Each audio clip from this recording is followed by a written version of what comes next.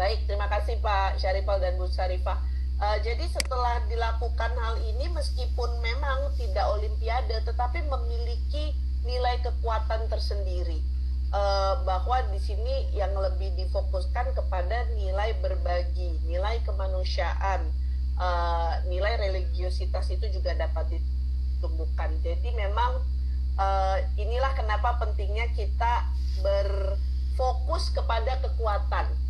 Karena kalau kita fokusnya kepada kelemahan, mungkin tadi Bu Susi jadi, aduh sekolah saya tapi nggak bisa punya olimpiade.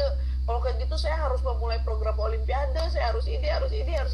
Karena tujuannya tidak berdasarkan dari kekuatan. Tapi ketika dimulai dari kekuatan, akhirnya perubahan itu terjadi dengan lebih efektif, lebih cepat, dan juga lebih sejalan dengan kultur yang sudah dibangun selama ini gitu ya. Karena ingin kulturnya sudah dibangun dan ingin menjadi lebih baik lagi, ingin lebih dapat memiliki sebuah ciri khas tersendiri lagi.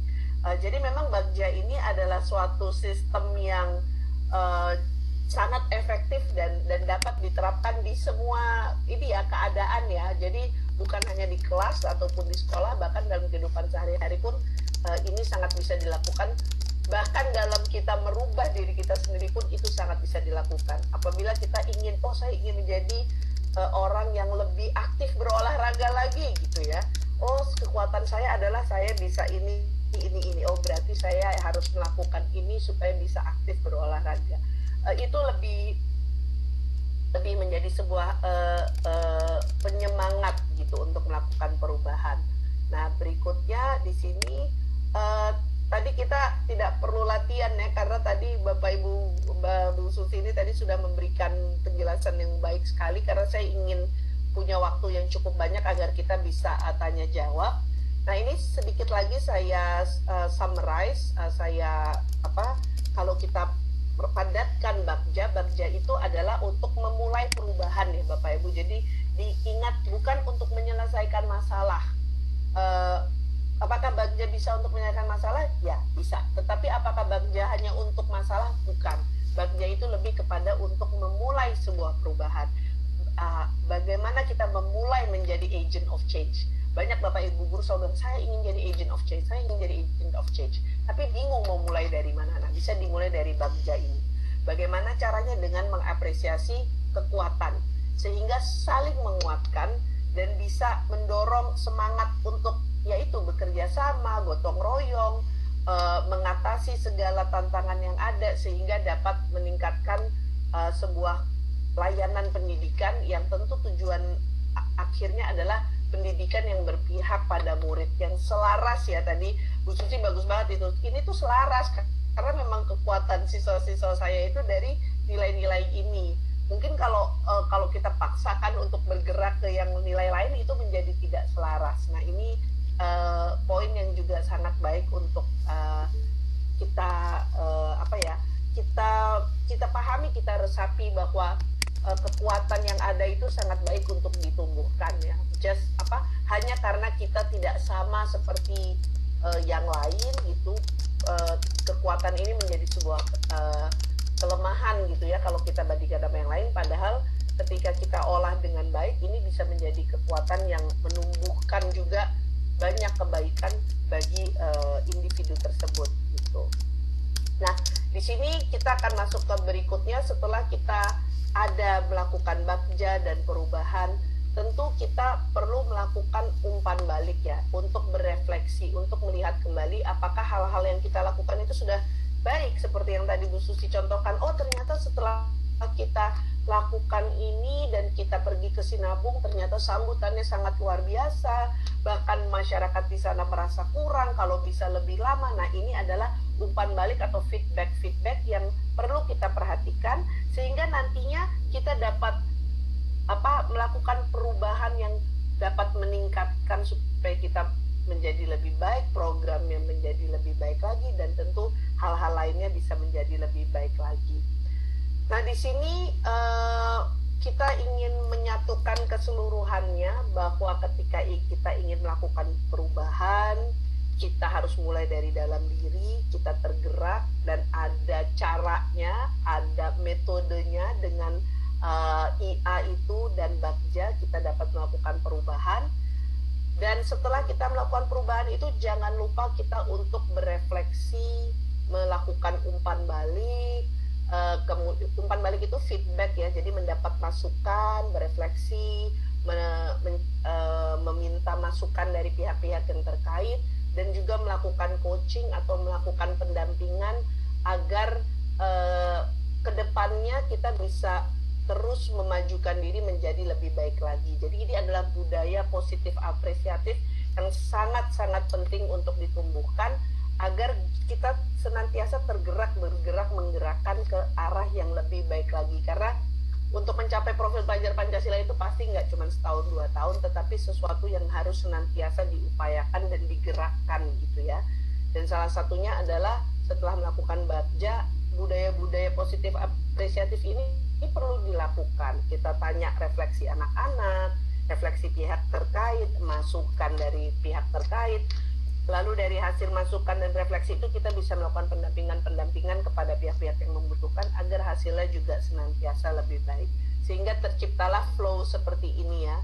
Dari budaya positif apresiatif, kita menjadi fokus kepada melihat persepsi dan makna dan pengalaman menurut anak.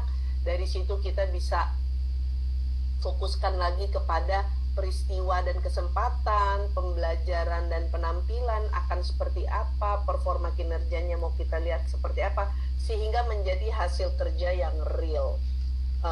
Hasil kerja yang real itu pasti sangat penting ya buat kita semua Bapak Ibu Guru, karena kan pasti ada penilaian-penilaian yang harus diwujudkan dari program-program yang dilakukan secara nyata dan memang program ini dinilai baik. Jadi sebetulnya melakukan Bagja ini seperti sebuah lingkaran yang nantinya akan terus menumbuhkan, dan secara tidak langsung harapannya adalah dapat terus-menerus memperbaiki proses yang terjadi. Karena kalau belum baik kita rubah menjadi baik lagi dan terus kita tumbuhkan seperti itu. Karena kembali lagi, ini saya sudah mau tutup sharingnya supaya kita bisa banyak ngobrolnya. Maksud pendidikan itu adalah menuntun segala kekuatan kodrat yang pada anak-anak agar mereka dapat mencapai ya. Jadi kekuatan pada anak-anak agar mereka dapat mencapai, kembali lagi, keselamatan dan kebahagiaan sebagai individu manusia ataupun sebagai anggota masyarakat. Nah, ini sudah dibagi nih. Di modul 1.1 kita fokus keberpihakan pada anak. Di modul 1.2 kita fokus bahwa kita perlu menjadi guru yang memanusiakan manusia, bahwa guru juga manusia gitu ya. Dan di modul 1.3 ini agar kita dapat mencapai, bagaimana kita dapat melakukan perubahan agar kita dapat mencapai yang ingin kita capai. Kembali lagi bahwa intinya kita sebagai guru penggerak ini yang diharapkan adalah kita menjadi individu-individu yang dapat tergerak untuk melakukan perubahan yang baik, sehingga kita melakukan perubahan yang baik tersebut. Dan ketika kita melakukan perubahan-perubahan tersebut secara rutin, teman-teman kita juga ikut tergerak untuk melakukan hal yang sama, sehingga terciptalah sebuah rangkaian gerakan positif yang harapannya dapat mempercepat kemajuan bangsa kita yang tercinta ini lewat guru-guru dan siswa-siswa dan sekolah-sekolahnya. Jadi memang luar biasa peran Bapak Ibu guru semua. Nah, di sini saya akan buka, itu tadi presentasi saya sudah selesai. Semoga semakin membuat Bapak Ibu paham tentang modul 1.3. Dan di sini saya buka untuk kita sesi tanya jawab 30 menit ke depan. Tantangannya nih Bapak Ibu dalam modul memahami 1.3 ini, apakah ada pertanyaan-pertanyaan yang Bapak Ibu ingin tanyakan agar bisa semakin memahami dengan baik. Nah, di sini kita bisa saling berdiskusi. Silahkan boleh dituliskan di chat box, dan bila ada yang ingin bertanya langsung juga boleh silahkan dibuka mic-nya. Teman-teman yang lain apabila ingin bertanya boleh dituliskan di chat box. Silahkan.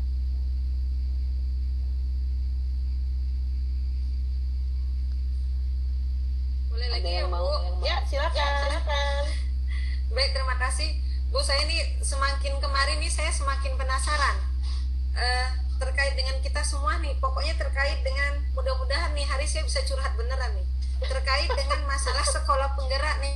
Saya tadinya masih bingung. Awal sekali jujur Bu, ketika saya harus disatukan dengan guru TK, guru SMP, ini ada apa gitu kan.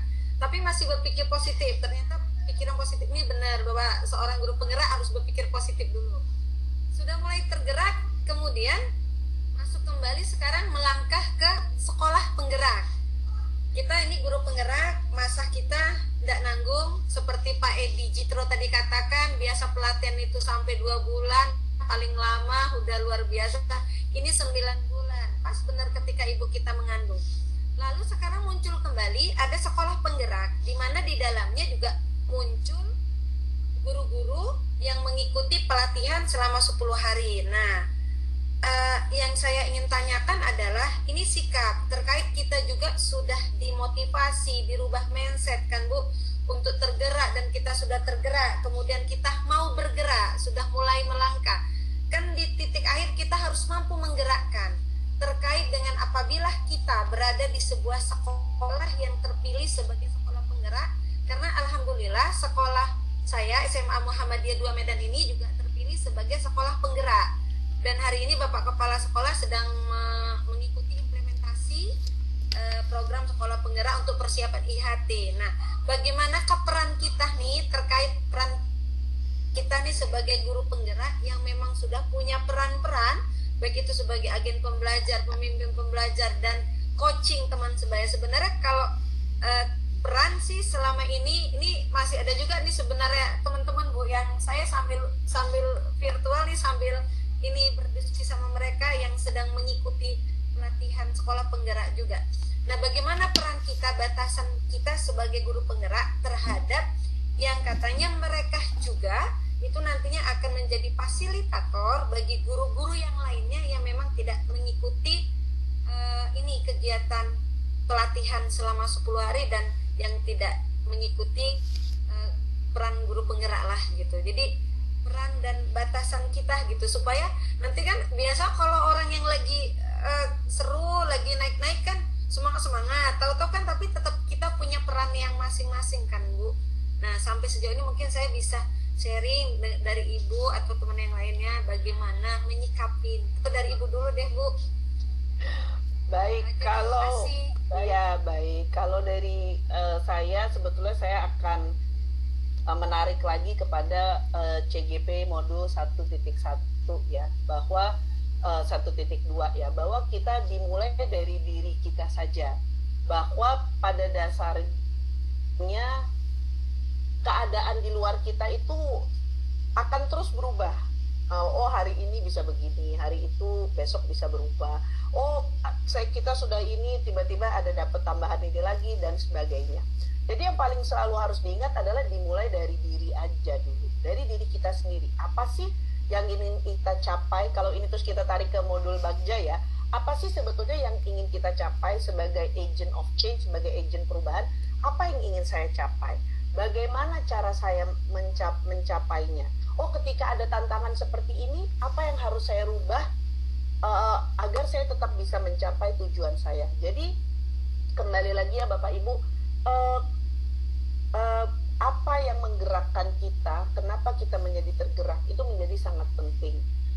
Karena memang saya yakin tantangan Bapak Ibu itu semua beda-beda, beda sekolah tantangannya beda-beda. Tapi ketika semangat dan cita-citanya sama, itu ya adalah nilai-nilai guru penggerak tadi.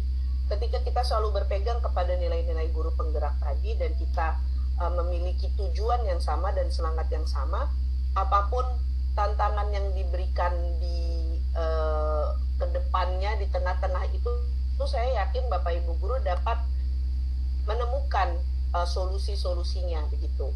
Karena memang tantangan itu pasti nanti macam-macam Bu. Mungkin kalau di sekolah ibu apa gitu, nanti sekolah yang lain apa. Tapi yang paling penting kita mulai dari diri sendiri dulu saja dan tetap fokus kepada perubahan yang ingin kita upayakan, dan apabila ada tantangan tentu bagaimana kita menyikapi agar perubahan-perubahan tersebut dapat kita atasi dan tujuan kita juga tetap tercapai begitu. Mungkin itu ya Bapak Ibu ya. Ini saya mau lihat dari pertanyaan yang ada.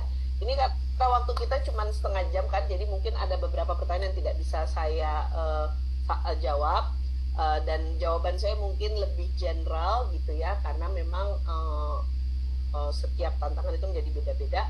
Oke, ini berikutnya adalah pertanyaan dari Pak LP ya, apakah ada keterkaitan inquiry apresiatif dengan filosofi pendidikan Ki Hajar Dewantara? Nah, ini saya malah mau tanya sama teman-teman yang lain. Menurut Bapak Ibu guru sendiri, sudah cukup mempelajari beberapa filosofi pendidikan Ki Hajar Dewantara, di modul 11, 12, dan 13 juga belajar, lalu belajar juga inquiry apresiatif. Mungkin ada yang ingin memberikan pendapat kepada pertanyaan Pak LP, ada nggak kaitannya antara IA dan filosofi pendidikan Pak Ki Hajar Dewantara? Silakan, siapa yang mau memberikan komentar boleh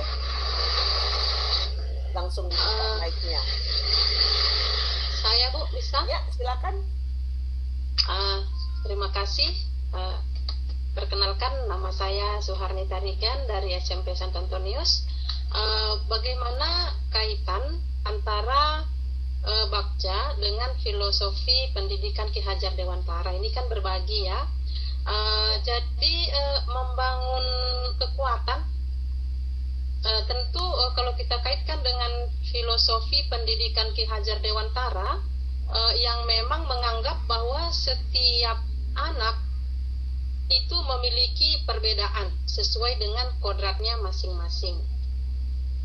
Jadi menurut saya ini, untuk mencapai sebuah tujuan atau untuk merancang tujuan apa mau kita capai, atau di dalam hal mimpi apa yang mau kita wujudkan, tentu di dalam komunitas kita masing-masing itu berbeda-beda sesuai dengan kekuatan apa yang kita miliki untuk mewujudkan sebuah cita-cita, harapan-harapan atau perubahan-perubahan yang akan kita mimpikan dapat tercapai. Jadi menurut saya, setiap komunitas atau setiap kelompok di dalam unit kerja kita masing-masing, tentu cita-cita kita atau mimpi kita atau perubahan yang kita harapkan dalam setiap komunitas kita itu tentulah tidak sama. Jadi kita sesuaikan dengan kekuatan apa yang kita miliki. Kita sesuaikan dengan kekuatan apa yang dimiliki anak didik.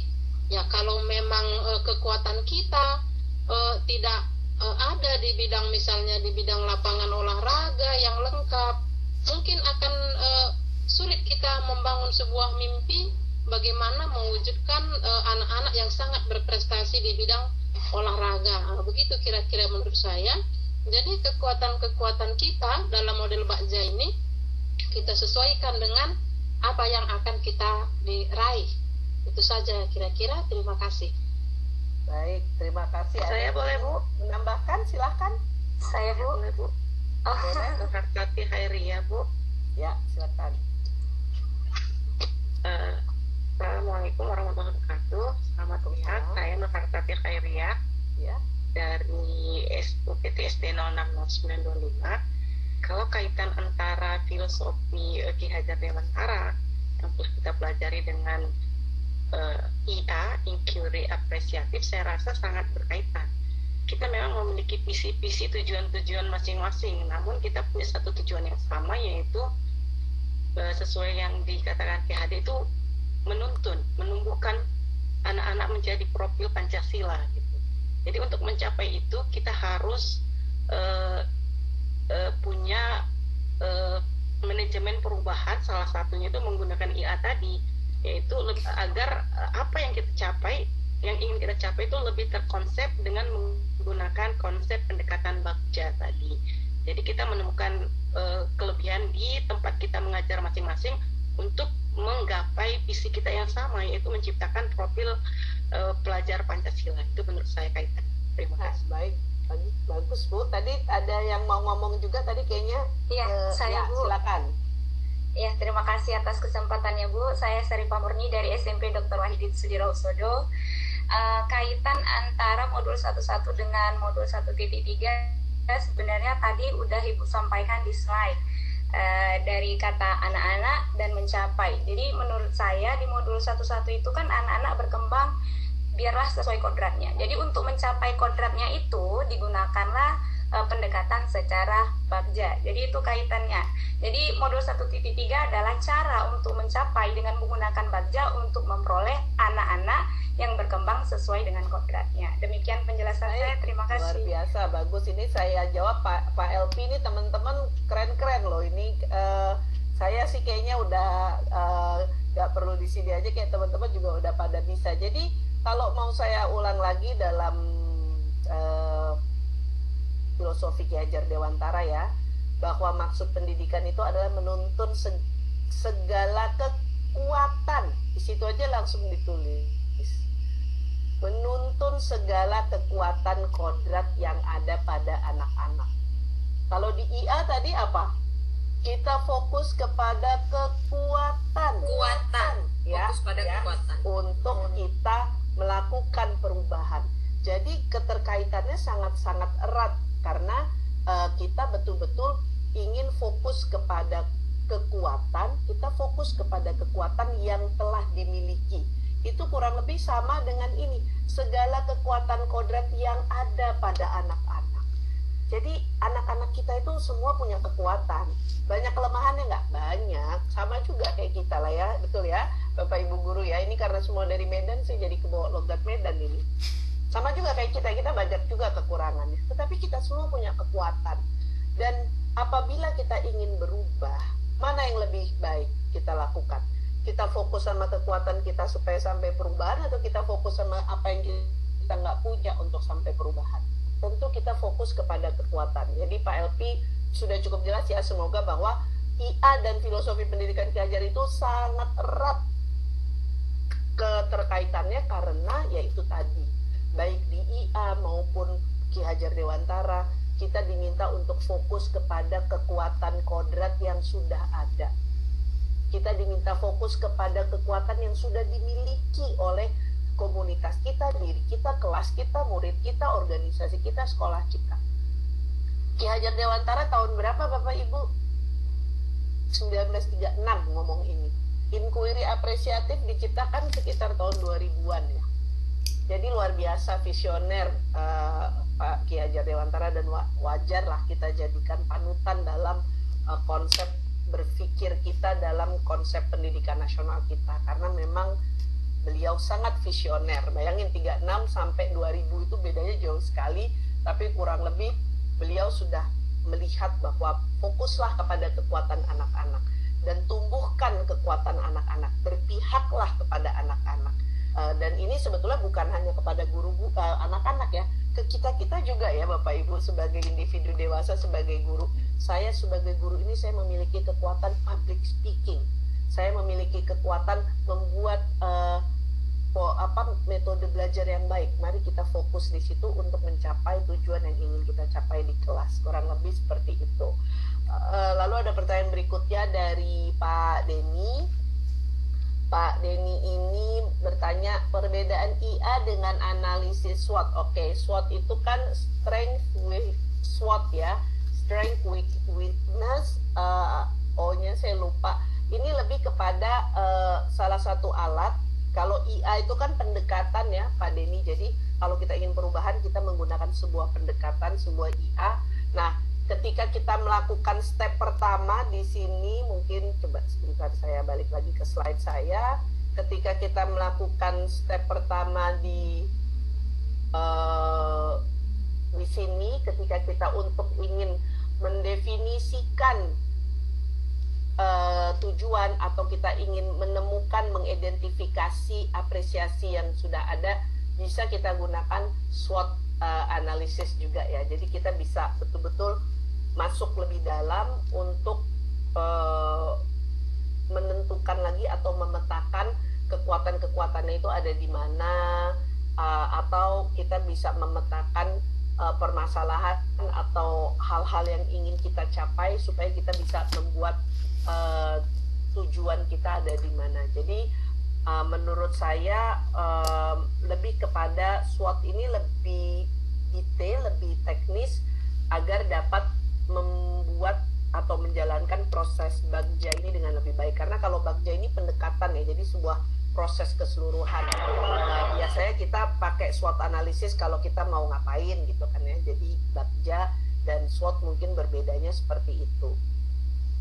Oke, yang berikutnya tadi, bolehkah diberikan contoh aksi nyata dengan IA dan menggunakan tahapan Bagja? Ini wah, ternyata banyak ini pertanyaan. Oh, jangan lupa share PPT-nya pasti. Oke. Betul, ini Bagja berasal dari bahasa Sunda yang artinya bahagia. Oh ya, SWOT itu strength, weakness, opportunity, threat. Threat ya, ancaman atau tantangan gitu ya. Oke, ini contoh IA dengan Bagja. Saya mau minta tolong tadi Ibu Susi ya, Ibu ya, yang dari SMP Muhammadiyah atau SMA Muhammadiyah ya? SMA Muhammadiyah 2. Oke. Ibu siap ya nyalain mic-nya. Nanti ini saya contohkan dari sini, nanti Ibu jawab pertanyaan saya. Boleh ya, Bu? Oke, baik. Kalau kita lihat Bagja, atau saya lebih suka melihatnya dari sini. B, buat pertanyaan utama ini adalah untuk menentukan definisi atau tujuan apa yang ingin kita capai, perubahan apa yang ingin kita ciptakan. Nah, untuk apa? Nah, coba Bu Susi mungkin boleh dijelaskan waktu itu perubahan apa yang ingin sekolah Ibu ciptakan dan atau untuk apa perubahannya? Silakan, Bu. Baik, terima kasih. Yang pertama, langsung ya, Bu. Ya, langsung aja biar cepat. Iya. Pertama, kita ingin melakukan perubahan, menumbuhkan budaya positif, di mana kita ingin menanamkan nilai-nilai religiusitas di sekolah. Berarti kalau cerita religiusitas kan, misalkan dalam beribadah, karena kita memang di sini ada kegiatan ismubah, yaitu kegiatan praktek ibadah praktis. Nah, karena kita berasal dari siswa-siswa yang punya latar belakang yang berbeda-beda, jadi nilai ini tidak secara efisien tertanamkan. Akhirnya kita ingin mewujudkan itu supaya bagaimana nilai-nilai ini semua bisa teraplikasikan pada sikap keseharian anak-anak. Oke, jadi tadi Ibu kan sudah mengatakan ya tadi sempat bahwa sekolah Ibu itu dikelilingi sekolah swasta dan swasta itu harus terus berinovasi Sekolah atau swasta tertinggal ya. Jadi ini sekolah Ibu juga melihat kalau sekolah saya tidak berinovasi juga saya tidak tertinggal gitu ya, Bu ya. Iya, benar. Nah, Tantangannya jadi, itu. oke, itu adalah salah satu definisinya gitu ya. Buat pertanyaan utamanya, jadi apa sih yang ingin kita rubah, apa yang ingin kita ciptakan? Ternyata terjawab, kita ingin, kalau di sekolah Bu Susi, kita ingin berinovasi supaya kita tidak tertinggal. Betul nggak, Bu? Kurang lebih ya. Benar. Itu ya. Benar. Nah, inovasinya apa? Nah, disinilah pertanyaan itu atau SWOT analisis bisa dilakukan ya. Pertanyaan dibuat untuk menginisiasi perubahan. Apa sih inovasinya kira-kira yang mau kita buat, yang mau kita ciptakan? Oh, ternyata setelah kita tentukan seperti itu, kita masuk ke langkah kedua. Discover, cari kekuatan kita, apa yang bisa kita lakukan untuk mencapai inovasi tadi. Nah, tadi setelah Ibu Susi melakukan discovery ini ya, proses A untuk mencari kekuatan inti positif, ternyata yang positifnya adalah Ada nilai religiusitas tadi ya Ibu, nilai religiusitas yang memang sudah ingin dibangun, ingin diterapkan keseharian, tetapi ternyata selama ini program yang dilakukan belum sesuai harapan gitu ya Bu. Iya, benar. Jadi ini bukan senantiasa ada masalah harus kita rubah, tapi lebih kepada kita ada tantangan berinovasi untuk menjadi lebih baik, dan kita sudah ada nilai-nilai religiusitas tapi ingin kita tingkatkan lebih baik gitu ya Bu ya. Ada dua sih Bu, kemarin ada dua. Yang pertama dua. Pertama, permintaan masyarakat, karena hampir rata-rata dari hasil evaluasi dari tahun ke tahun, setiap orang tua yang mendaftar, mereka ingin anaknya itu agar bisa terfilter dari pergaulan bebas gitu kan, walaupun mungkin sepanjang ini juga masih ada perjuangan. Kemudian yang kedua, saya lebih melihat kepada budaya lokal. Jadi yang menjadi kekuatan kami adalah di sini kan hampir 100% itu muslim. Nah, jadi ini kan satu kekuatan dan nilai religiusitas itu kan memang pas lah berkaitan dengan itu. Jadi ada dua kekuatan yang ingin diandalkan. Betul. Baik, jadi disitulah proses discover terjadi. Sekolah Ibu Susi mencari kekuatan yang ada itu apa. Setelah itu masuk ya kepada mimpi, membayangkan dan menggambarkan. Oh, yang ingin kita ciptakan tuh seperti ini loh. Maksudnya nilai-nilai religiusitas yang ingin kita ciptakan itu seperti ini.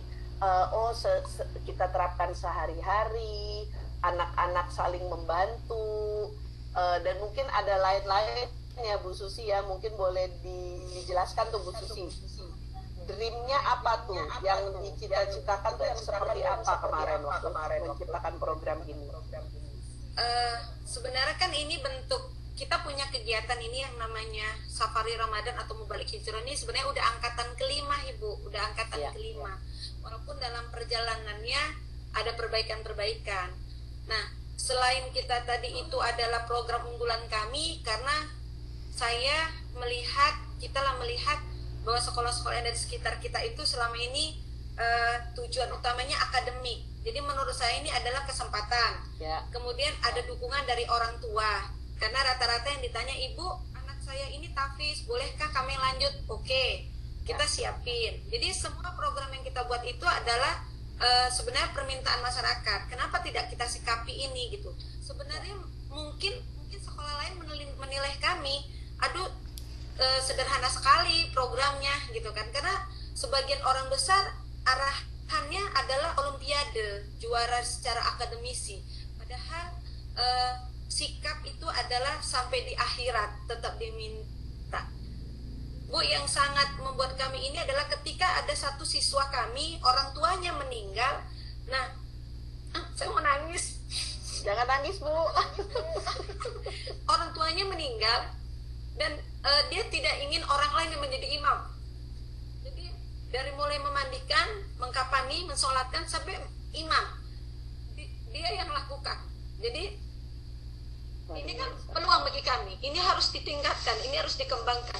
Akhirnya hari ini dari program ini kami membuat tim fardu kifayah yang nantinya boleh dipakai oleh masyarakat. Apabila masyarakat tidak mempunyai dana, maka kami tim fardu kifayah SMA Muhammadiyah 2 itu siap beraksi nyata di masyarakat. Nah, kemudian itu. Baik Bu, terima kasih. Ini kita pendekkan dulu ya, kita balik lagi ke dream tadi. Jadi ternyata setelah dilakukan discovery, yang dibayangkan oleh sekolah Ibu Susi adalah seperti yang anak tadi dicontohkan, bahwa nilai-nilai yang kita ajarkan sehari-hari di kelas itu menjadi kenyataan di kehidupan gitu ya. Jadi bukan hanya kita setiap hari kita ingatkan, kita kasih tahu, kita jelasin, tetapi bayangan mimpi kita itu adalah nilai-nilai yang selama ini kita di kelas kita ajarkan itu jadi kenyataan.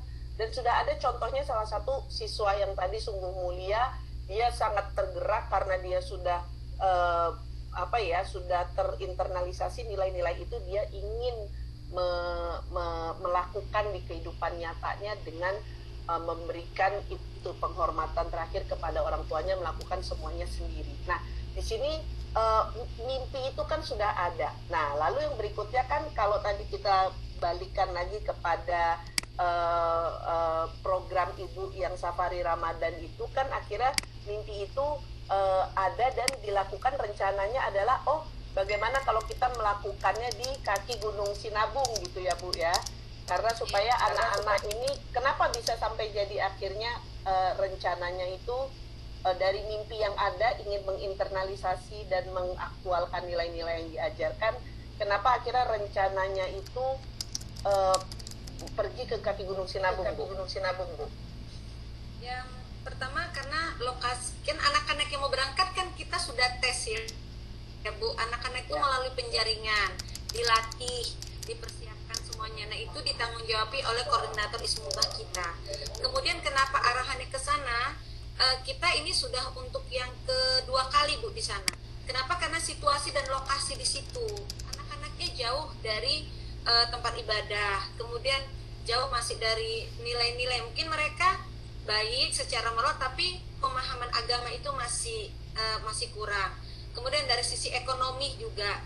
Jadi kita ke sana itu ingin membawa kebahagiaan lah. Artinya anak-anak yang tadinya sudah kita latih di sini, bagaimana mereka bisa mengaplikasikan ilmunya. Dan yang perlu diketahui juga Bu, anak-anak yang berangkat ini guru juga mendampingi, tapi sebenarnya kita membuat tutor sebaya Ibu. Jadi abang kelas yang sudah pernah berangkat, dia mendampingi adik-adik, memberikan arahan. Jadi setiap hari ada evaluasi selama di sana. Jadi kenapa pilih sana itu tadi ada 3 lokasi sebenarnya Bu. Ya. Arahannya karena di lingkungan di sana masih membutuhkan nilai-nilai itu. Baik, jadi dari mimpi langsung dirubah jadi rencana, karena saya pengen kita itu anak-anak kita menginternalisasi nilai-nilai yang diajarkan. Kita kirim anak-anak kita ke daerah yang membutuhkan nilai-nilai itu diciptakan, membawa kebahagiaan ya. Jadi langsung kan udah ada rencananya. Eksekusinya tadi Ibu Susi sudah menyatakan ada panitia-panitianya yang mengatur agar hal-hal ini bisa berjalan dengan lancar. Dan setelah itu tadi Bu Susi juga menyatakan tidak lupa di akhirnya melakukan umpan balik, refleksi, ada juga coaching, pendampingan. Jadi memang Bagja ini saya yakin Bapak Ibu guru juga sudah sering lakukan sebetulnya sebelumnya. Tetapi dengan sekarang memiliki pemahaman yang lebih dalam, harapannya ke depannya ini dapat dilakukan dengan lebih efektif lagi, dengan lebih baik lagi. Bu Erna Hutapea, semoga ini menjawab ya Bu Erna ya. Cukup menjawab ya teman-teman ya, karena ini langsung tadi ada contohnya, jadi bisa langsung kita angkat contohnya ke permukaan dan kita diskusikan. Semoga Bu Erna oke ya Bu Erna penjelasannya. Tapi yang jelas intinya Bagja ini memang powerful ya, sangat kuat gitu kemampuannya untuk menciptakan sebuah perubahan. Ini berikutnya ada pertanyaan dari Bu Khairani Rani. Tantangan dalam menumbuhkan pendidikan yang memerdekakan dan kaitannya dengan Bagja. Sebetulnya intinya simple aja Bu. Kalau ada tantangan, berarti di situ kita perlu melakukan perubahan. Betul atau tidak? Betul ya, karena kita ingin melewati tantangan tersebut. Nah, bagaimana cara kita melewati tantangan tersebut? Diharapkan para guru penggerak sekarang nggak usah terlalu takut, karena sudah punya alat yang namanya Bagja ini dan IA, sehingga kita bisa menyikapi tantangan dan melakukan perubahan dengan lancar gitu ya Bapak Ibu, karena intinya kita sudah diberikan alat untuk melakukan perubahan ini. Apakah Bagja sangat menentukan dan mewarnai visi guru penggerak? Ini adalah pendapat saya pribadi ya. Saya tidak, kalau dari sisi organisasi resminya saya tidak memiliki pengetahuan untuk menjawabnya. Tetapi dari saya pribadi, menurut saya sangat, karena seorang guru penggerak itu kalau kita lihat tadi kepada nilai-nilai, dia perlu menggerakkan. Jadi dia perlu banyak membuat perubahan. Makanya kenapa diberikan alat untuk membuat perubahan. Karena memang guru penggerak itu diminta menjadi individu-individu yang menggerakkan perubahan-perubahan baik agar pendidikan kita jadi berpihak kepada anak-anak dan juga menumbuhkan profil pelajar Pancasila itu tadi. Nah, mungkin ini pertanyaan terakhir, Ibu Juliana. Pertanyaannya, apakah ada parameter yang baku sebagai indikator ketercapaian Bagja? Sebetulnya parameternya itu adalah dari Ibu sendiri. di pertama kan Ibu sudah tentukan tujuannya apa, itu dia parameternya kan, apa yang ingin saya capai. Kalau tadi kita pakai contoh Bu Susi lagi, kami tujuannya adalah ingin melakukan inovasi agar sekolah kita terus menjadi tempat di mana masyarakat merasa puas dengan pelayanannya, dan kita perlu berinovasi. Itu tadi tujuannya ya. Jadi parameternya, indikator ketercapaiannya ya tentu adalah apakah tujuan yang kita tetapkan di awal itu dapat terwujudkan atau tercipta begitu. Apabila iya, ya mungkin itu sudah tercapai. Kalau belum, apa yang bisa kita perbaiki. Jadi parameter yang baku yaitu tadi tujuannya tercapai atau enggak, tujuan perubahan yang diinginkan di awal dapat tercapai atau tidak. Nah, kalau tadi menggunakan kasus Bu Susi, iya tercapai karena ternyata inovasi itu bentuknya adalah di Safari Ramadan, program di mana pergi ke kaki Gunung Sinabung, dan itu mendapat evaluasi dan umpan balik yang sangat baik dari orang tua maupun masyarakat yang dibantu di sana. Apakah ada hal yang bisa dilakukan dengan lebih baik, perubahan yang perlu untuk agar lebih baik? Saya yakin selalu ada, karena tentu ya kesempurnaan hanya milik Tuhan. Kita hanya dapat melakukan berusaha agar kita dapat mencapai yang terbaik yang dapat kita capai. Ini luar biasa, banyak sekali, bagus-bagus pertanyaannya. Iya betul, Bagja adalah artinya bahagia dalam bahasa Sunda. Jadi kenapa kita perlu melakukan Bagja ini? Agar kita bisa bahagia, happily ever after gitu ya. Jadi kita bahagia, murid kita bahagia, sekolah kita juga bahagia, orang tua kita juga bahagia, karena kebaikan itu memang perlu diupayakan dan perubahan-perubahan juga perlu diciptakan. Baik, terima kasih banyak waktunya Bapak Ibu. Ini untuk yang bagian paling akhir adalah ini apa yang berubah dari paradigma Bapak Ibu sebelum sesi ini. Lalu sekarang perubahannya apa setelah mengikuti sesi ini? Kemudian komitmen sederhana yang akan dilakukan setelah sesi ini sebagai CGP apa? Mohon Bapak Ibu ketikkan di chat box sebelum keluar dari ruangan. Sekali lagi terima kasih banyak untuk kesempatannya. Semoga ilmu yang kita bagikan di sini bermanfaat buat kita semua dan juga dapat membantu Bapak Ibu menjalankan program nanti menjadi para guru penggerak yang akan memajukan bangsa Indonesia. Wabillahi taufiq wal hidayah. Wassalamualaikum warahmatullahi wabarakatuh. Terima kasih banyak Bapak Ibu. Sampai jumpa di lain kesempatan. Terima kasih. Jangan lupa share materinya. Pasti Pak, nanti saya share ke admin. Jangan lupa ditulis juga ya Pak refleksinya dan komitmen sederhananya. Boleh di chat box aja. Terima kasih. Sama Ibu, terima kasih kembali.